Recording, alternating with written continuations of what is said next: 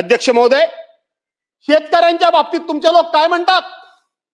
स्वतः मंत्री महोदय काय म्हणतात? मंत्री महोदय शेतकऱ्याबद्दल भाषा वापरत असताना काय वापरतात? अध्यक्ष महोदय, त्या शेतकऱ्याच्या दुःखावर फुंकर घालण्याच्या ऐवजी, त्या शेतकऱ्याला दिलासा देण्याच्या ऐवजी, त्या शेतकऱ्याच्या पाठीवर मायेनं हात फिरवून लढ म्हणण्याच्या ऐवजी त्याची टिंगलटवाळी करणं, त्याची चेष्टा करणं, त्याची कुचेष्टा करणं, अशा पद्धतीनं चेष्टा करण्याचं काम हे स्वतः कृषी मंत्री करतायत. एक शेतकऱ्यांची चेष्टा करत असताना शेतकरी कर्जमाफीच्या पैशातून काय मुलीचे साखरपुडे करायचे आहेत काय? अरे, शेतकऱ्यांना काय मुलीचे साखरपुडे करू नयेत का? शेतकऱ्यांना आपल्या मुलाबाळांचे मुलीबाळींच्या लग्नाची स्वप्न कधी बघू नयेत का? शेतकऱ्यांना कधी आपल्या मुलीबाळींचं लग्न हे विना विघ्न पार पडलं, विना कर्ज पार पडलं, न आत्महत्या पार पडलं आणि ते पडावं अशा प्रकारचं शेतकऱ्यांना स्वप्न कधी बघू नये का? अध्यक्ष महोदय, विचार केला पाहिजे. लग्न करतात आजकाल भिकारी. नाही, तुम्हाला द्यायचं बोलायला सांगितलं अध्यक्ष. अध्यक्षांच्याकडे आम्ही अशी परवानगी घेऊन आलो 4ला प्रस्ताव सुरू करत असताना. माझं झाल्यानंतर इकडून दोघे जण बोलतील. कंटिन्यू आपण खात्री करून घ्या. आम्ही काय म्हणतो असं नाही, खात्री करून घ्या. म्हणजे स्वतः होते ना सेक्रेटरी.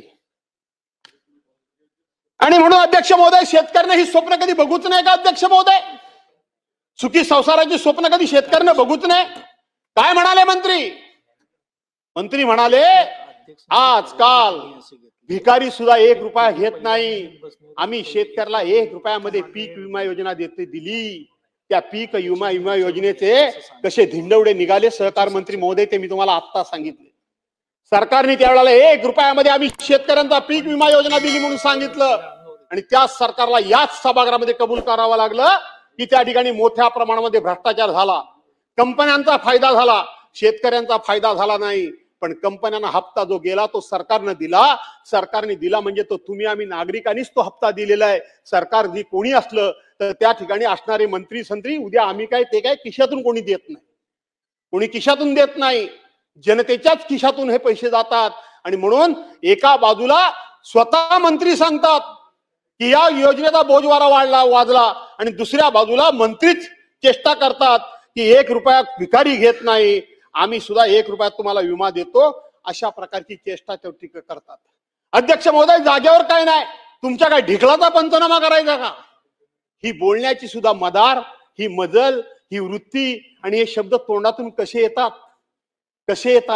एवढ्या करता येतात की अहंकार, एवढ्या करता येतात की सर्वसामान्य माणसाच्या सुखदुःखाची काही आम्हाला देणं नाही घेणं, अशा लोकांच्या तोंडून असे शब्द येतात. काल इथे या सदनाचे सहकारी माझे बबनराव लोणीकरने खुलासा केला, आपण तो खुलासा स्वीकारला. काय म्हणतात काय या ठिकाणी सत्ताधारी पक्षाचे आमदार?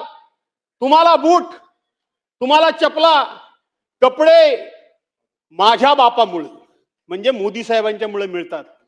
माझ्या बापामुळे तुम्हाला मिळतात. तुम्हाला पेरणीसाठी 6,000 रुपये माझ्या बापामुळे मिळतात. तुमच्या आईच्या अंगावरचं पातळ माझ्या बापामुळे मिळतं.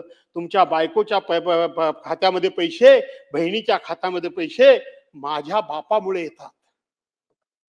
अध्यक्ष महोदय, सरकार काय 2014 पूर्वी या देशामध्ये सरकार नव्हती? 2014 पूर्वी या देशामध्ये सरकार नव्हती? 2014 नंतर सरकार आली. याच्या पुढे सुद्धा काही सरकार येणार नाहीयेत. ही लोकशाही आहे, ती अजरामर राहिली पाहिजे. याकरता म्हणून आम्ही सगळ्यांनी काम केलं पाहिजे, झटलं पाहिजे. आणि आमची सत्ता आहे, आम्ही त्या पक्षाचे पदाधिकारी आहोत, आम्ही त्या पक्षाचे आमदार खासदार आहोत. म्हणून अशा प्रकारची भाषा करून कोणाचा तरी उपमुर्द करण्याचा अधिकार आम्हाला कोणी दिला? अशा प्रकारचे शब्द आमच्या तोंडून कसे येऊ शकतात? शेवटी माणसानं मोठेपणा त्याच माणसाला शोभून दिसतो की ज्याच्यामध्ये नम्रता असली पाहिजे. अरे, फळझाड, एवढं मोठं फळझाड ज्यावेळेला लागतं, ज्या वेळेला ते बहरतं, त्याच्यावर अनेक फळं लागतात, त्यावेळेला ते फळझाड असं ताट उभं राहत नाही. ते फळझाड वाकतं, ते झुकतं. याचा अर्थ त्या मुख्या फळझाडाला सुद्धा माहिती असतं की आज जरी मी फळांनी बहरलेलं असेल तरी सुद्धा मला फुलं यावीत, मला फळं लागावीत, मी फुलांनी भरावं म्हणून कोणाचे तरी हात माझ्याकरता राबलेले आहेत.